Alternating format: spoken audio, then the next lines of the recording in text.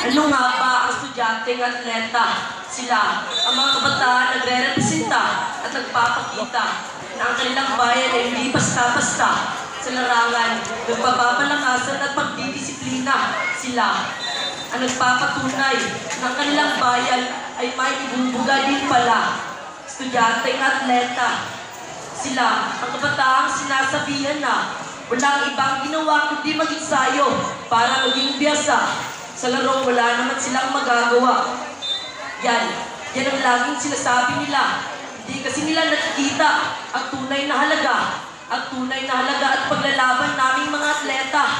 Hindi kasi nila naiintindihan ang aming dinadama. Sa tuwing kami naglalaro, puso'y sumisigla. Pero minsan, ay nakakalungkot na. Nakakalungkot kasi tuwing iniisip namin, hindi na talaga kaya. Pero puso'y talagang lumalaban pa. Pero para ipakita sa mga taong palagi nagsasabing wala kaming halaga. Wala kaming halaga dahil puro laro ang inatupag naming mga atleta. Pero hindi lamang maglalaro ng aming ginagawa. Kaya namin ipagsabay ang pag-aaral at pagiging atleta. Palaging nating oras sa tuwina sa mga tungkuling na pagkahalaga para sa kinabukasan ng aming haharapin pa. Hindi lang kami ang mga estudyanteng atleta na naglalaro para makiiwas sa mga pagsusulit at sa dapat ipasa. Hindi pa nila alam na mahirap ito sa mga atleta. Nalilimitahan at nakukulangan ng aming kaalaman sa akademika. Pero bakit ito ba ang patuloy na iniisip ng iba?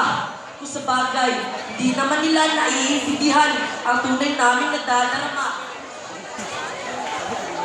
Huwag na lang natin isipin ang sinasabi ng iba. Nabibigat tayo sa kasama.